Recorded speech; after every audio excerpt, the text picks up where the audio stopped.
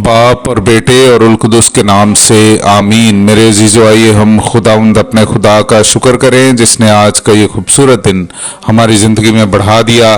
तो आइए अजीज़ो, हम आज के दिन का आगाज़ बाइबल मुक़द्दस की तिलावतों से करते हैं। आज की पहली तिलावत खुरूज की किताब उसका 20वां बाब पहली आयत से लेकर 17वीं आयत तक। तब खुदावंद ने कलाम करके ये सब बातें फरमाई, मैं खुदावंद तेरा खुदा हूँ जो तुझे मुल्क मिस्र यानी जाए गुलामी से निकाल लाया। तेरे लिए मेरे हुजूर कोई दूसरा माबूद ना हो। तू अपने लिए कोई तराशी हुई चीज या किसी चीज की सूरत जो ऊपर आसमान में या नीचे जमीन पर या जमीन के नीचे के पानी में है मत बना। तू उन्हें सिजदा ना करना और ना उनकी खिदमत करना, क्योंकि मैं खुदाउन तेरा खुदा खुदाए गयूर हूँ। और जो मुझसे अदावत रखते हैं उनके बाप दादा की बदकारियों की सजा मैं उनकी औलाद को तीसरी चौथी पुश्त तक देता हूँ। और जो मुझसे मोहब्बत रखते और मेरे अहकाम को मानते हैं उन पर मैं 1000 पुश्त तक रहम करता हूँ।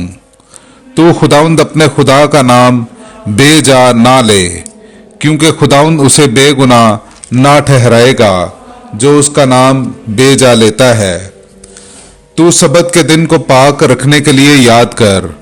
6 दिन तू काम कर और अपने सब कारोबार कर, मगर 7वां दिन खुदावंद तेरे खुदा के लिए सबत है। उसमें तू अपने लिए कुछ काम ना कर, ना तू, ना तेरा बेटा, ना तेरी बेटी, ना तेरा गुलाम, ना तेरी लौंडी, ना तेरा चौपाया और ना तेरा मेहमान जो तेरे दरवाजे के अंदर है। क्योंकि खुदावंद ने 6 दिन में आसमान और जमीन और समुंदर और सब जो कुछ इसमें है बनाया और 7वें दिन आराम किया। इसलिए खुदावंद ने सबत के दिन को बरकत दी और उसे मुकद्दस ठहराया। तू अपने बाप की और अपनी माँ की इज्जत कर, ताकि तेरी उम्र उस मुल्क में जो खुदावंद तेरा खुदा तुझे देगा दराज हो। तू खून मत कर, तू जिना मत कर, तू चोरी मत कर, तू अपने हमसाया पर झूठी गवाही ना दे, तू अपने हमसाया के घर का लालच मत कर, तू अपने हमसाया की बीवी का लालच मत कर, ना उसके गुलाम, ना उसकी लौंडी, ना उसके बैल, ना उसके गधे और ना और किसी चीज का जो तेरे हमसाया की है। पाकलाम का पढ़ा और सुना जाना हम सब के लिए बाइसे बरकत हो। खुदा का शुक्र हो। मेरे अजीज़ो, आइए हम खुदावंद अपने खुदा की हम्द व तारीफ करें। मैं आपके सामने पढ़ूंगा ज़बूर नंबर 19 उसकी 8वीं आयत से लेकर 11वीं आयत तक। खुदावंद की शरीयत कामिल है, जान को बहाल करने वाली है। खुदावंद की शहादत काबिल एतमाद है, कुंद ज़हन को भी दानिश बख्शने वाली है। खुदावंद के कवायद रास्त हैं, वो दिल को मसरूर करने वाले हैं। खुदावंद का हुक्म साफ है, वो आंखों को रोशन करने वाला है। खुदावंद का खौफ पाक है, वो अबद तक कायम रहने वाला है। खुदावंद की कज़ाएं बरहक हैं, सब की सब रास्त हैं। वो सोने से बल्कि खालिस सोने की कसरत से भी ज्यादा मरगूब हैं। वो शहद बल्कि छत्ते के टपकों से ज्यादा शीरी हैं। पाकलाम का पढ़ा और सुना जाना हम सब के लिए बाइसे बरकत हो। खुदा का शुक्र हो।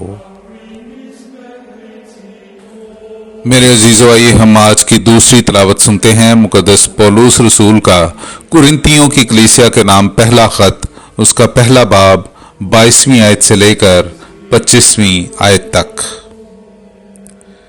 चुनांचे यहूदी तो करिश्मे चाहते हैं और यूनानी हिकमत की तलाश में हैं, मगर हम उस मसीह मसलूब की मुनादी करते हैं जो यहूदियों के नजदीक ठोकर का बायस और गैर कौमों के नजदीक हमाकत है, लेकिन बुलाए हुओं के नजदीक ही क्या यहूदी क्या यूनानी मसीह खुदा की कुदरत और खुदा की हिकमत है।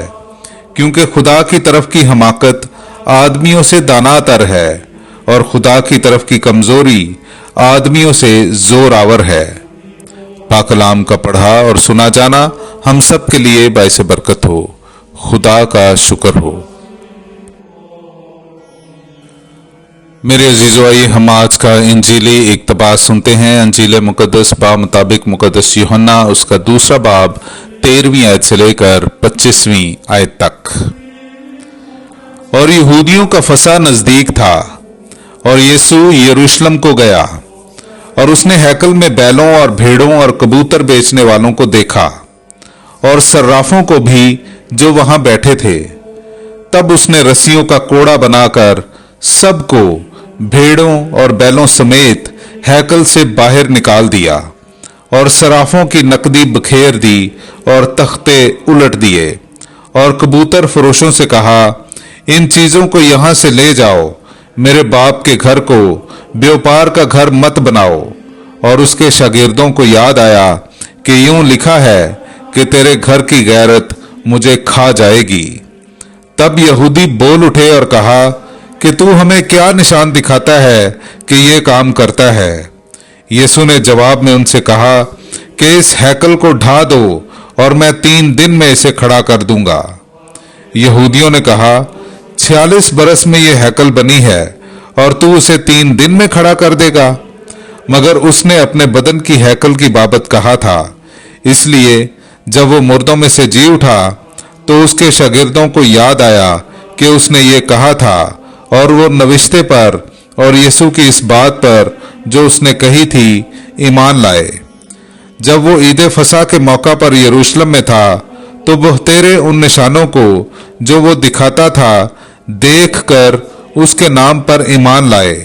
लेकिन यीशु अपनी निस्बत उन पर एतबार नहीं करता था, इसलिए कि वो सबको जानता था और मोहताज ना था कि कोई इंसान उसके हक में गवाही दे, क्योंकि वो आप ही जानता था कि इंसान के बातिन में क्या क्या है। पाक कलाम का पढ़ा और सुना जाना हम सब के लिए बाइस बरकत हो। खुदा का शुक्र हो।